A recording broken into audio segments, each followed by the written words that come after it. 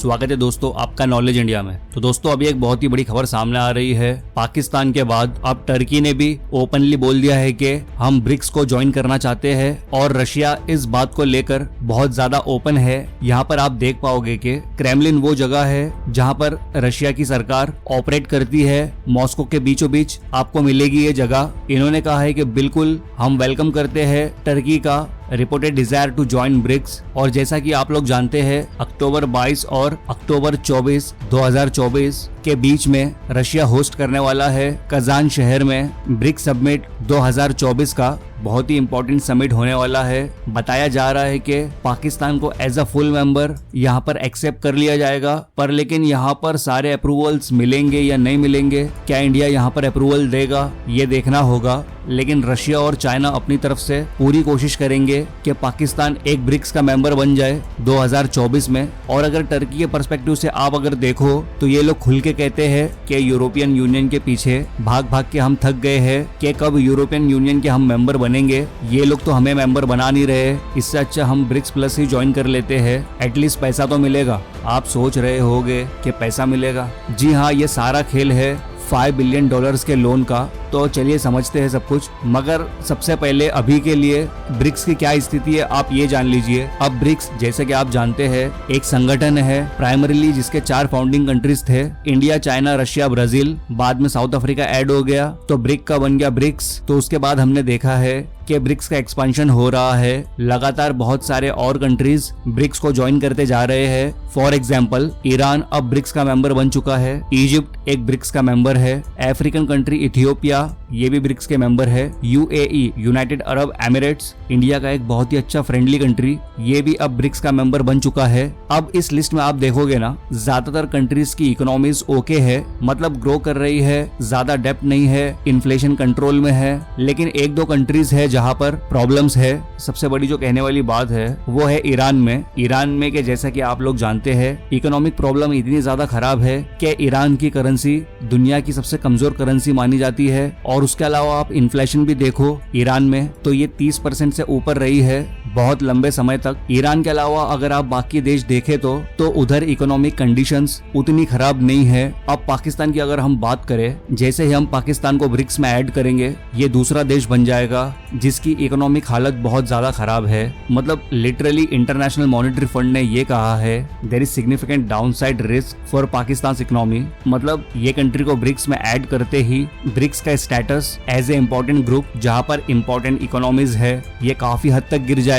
और फिर पाकिस्तान के बाद अगर हमने टर्की को और ऐड कर लिया, एक कंट्री जिसकी करेंसी लीरा, इसकी वैल्यू 80% तक कम हो चुकी है पिछले 5 सालों में। आप इमेजिन कर सकते हैं 80% का फॉल आया है। और इस पूरे देश में इन्फ्लेशन रेट कितना है 75%। लोग बेसिक कमोडिटीज जैसे आटा, दूध, ब्रेड, अंडे, केले वगैरह बहुत सारी चीजें परचेस करने में लोगों को आ रही है प्रॉब्लम। ऑफ कोर्स आप घूमने के लिए जाओगे इस्तांबुल में जो आप कह लीजिए इनका कमर्शियल कैपिटल है, उसके अलावा अंकारा जो इनका एडमिनिस्ट्रेटिव कैपिटल है, वहाँ पे मेन सड़कों पे टूरिस्ट प्लेसेस पे आपको ज्यादा प्रॉब्लम नहीं दिखेगी। लेकिन टर्की की एक बड़ी मेजॉरिटी जो अंकारा और इस्तांबुल के बाहर रहती है वो धीरे धीरे गरीबी में गिरते चले जा रहे हैं और वहाँ लगातार गरीबी बढ़ती जा रही है। और टर्की की सरकार के लिए प्रॉब्लम ये है कि एर्दोगान और इनका जो सेंट्रल बैंक है इन दोनों के बीच में एक प्रॉपर तालमेल नहीं है। रिसेंटली तैयब एर्दोगान ने अपने ही देश के सेंट्रल बैंक के बहुत इंपॉर्टेंट ऑफिशियल है इनको नौकरी से निकाल दिया था।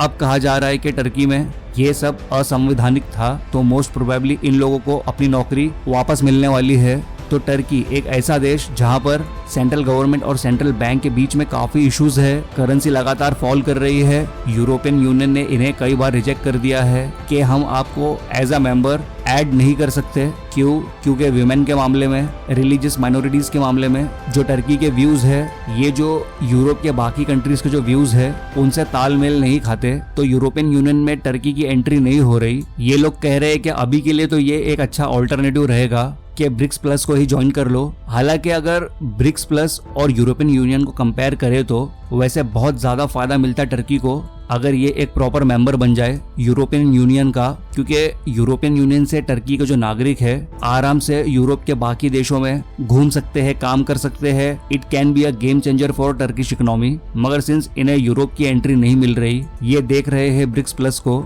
अगर आप सोच रहे हैं कि ये ईरान, पाकिस्तान, टर्की ये सभी देश अचानक से ब्रिक्स को लेकर के इतने एक्साइटेड क्यों है, 2024 में ना ब्रिक्स का जो खुद का बैंक है न्यू डेवलपमेंट बैंक, इन्होंने एक बड़ी अनाउंसमेंट करी। ये अनाउंसमेंट दुनिया भर में गूंजी है, कई कंट्री से कान खड़े हो गए ये सुनते ही। ये अनाउंसमेंट थी कि इस साल 2024 में न्यू डेवलपमेंट बैंक लोन बांटेगा।